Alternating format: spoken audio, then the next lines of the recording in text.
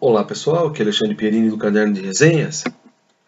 Hoje eu vou falar sobre o conceito de política da obra de Hannah Arendt, do livro O que é Política? Fragmentos das obras póstumas, compilados por Ursula Lutz, que foi publicado pela editora Bertrand Brasil, no Rio de Janeiro, no ano de 2007. Mais especificamente, essa aqui é a 7ª edição. Mas antes de começar a falar sobre o conceito de política de Hannah Arendt, gostaria de dizer que o e-book do canal Caderno de Resenhas foi publicado contendo os textos discutidos nos vídeos. Quem quiser ajudar o programa, o link encontra-se na descrição. Tá ok? Então vamos para o conceito. Então, o conceito de política de Hannah Arendt está organizado em 7 tópicos no primeiro fragmento do livro, que foi escrito originalmente em agosto de 1950. No primeiro tópico, Arendt começa expondo que a política baseia-se na pluralidade dos homens. Deus criou os homens. Os homens são um produto humano mundano e produto da natureza humana. A filosofia e a teologia sempre se ocupam do homem, e todas as suas afirmações seriam corretas, mesmo se houvesse apenas um homem, ou apenas 2 homens, ou apenas homens idênticos. Por isso, não encontraram nenhuma resposta filosoficamente válida para a pergunta: o que é política? Mais ainda, para todo pensamento científico, existe apenas o homem, na biologia ou na psicologia, na filosofia e na teologia, da mesma forma como para a zoologia só existe para o leão. No segundo tópico, Arendt aponta que a política trata da convivência entre os diferentes. Os homens se organizam politicamente para certas coisas em comum, essenciais num caos absoluto, ou a partir do caos absoluto das diferenças.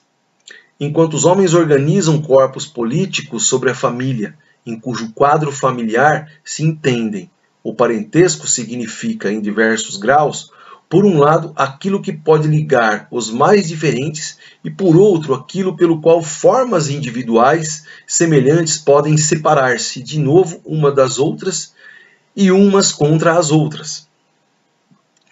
No terceiro tópico do seu conceito de política, Arendt aponta que quando se vê na família mais do que a participação, ou seja, a participação ativa na pluralidade, começa-se a bancar Deus, ou seja, a agir como se pudesse sair de modo natural do princípio da diversidade.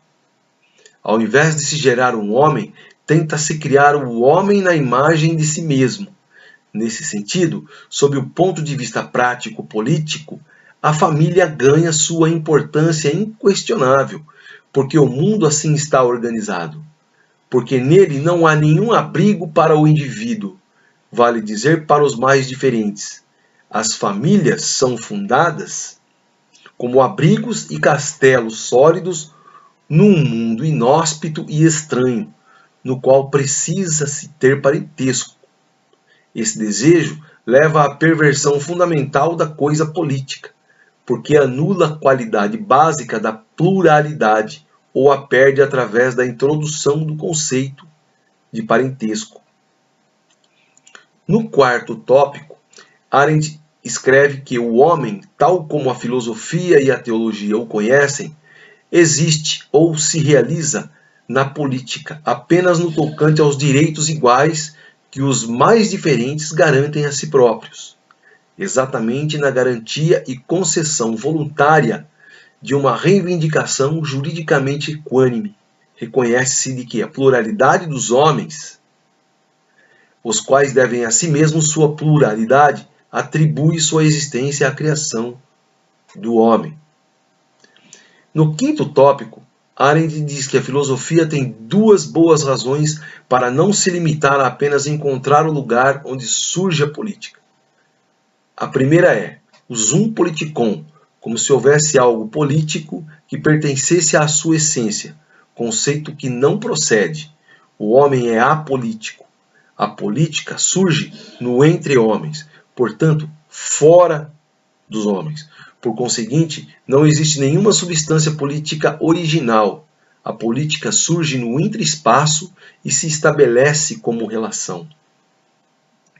A concepção monoteísta de Deus, em cuja imagem o homem deve ser criado, daí só pode haver o homem, e os homens tornam-se sua repetição mais ou menos bem-sucedida.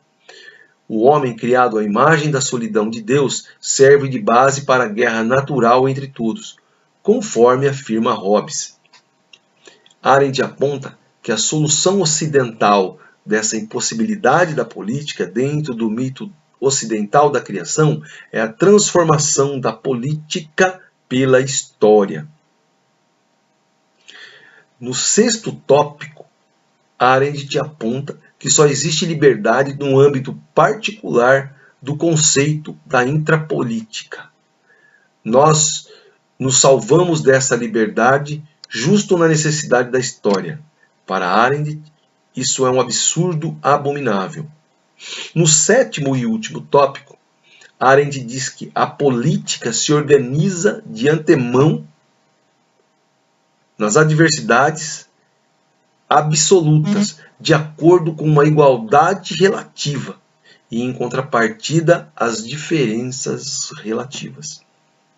Então, pessoal, esse foi o conceito de política de Hannah Arendt, que encontra-se no primeiro fragmento dessa obra aqui, né?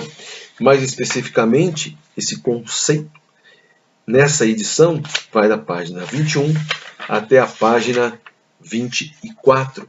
Em 3 ou 4 páginas, 5 páginas, ela descreve esse conceito de forma muito bem amarrada, muito bem entendida, e deixa muito claro que ela vai depois trabalhar no restante da obra. Tá ok, pessoal? Essa foi mais uma contribuição do canal de resenhas. Fique em paz e com Deus. Quem gostou, deixa o seu like aí para ajudar no desenvolvimento do canal. Tá ok? Grande abraço a todos. Vamos em paz.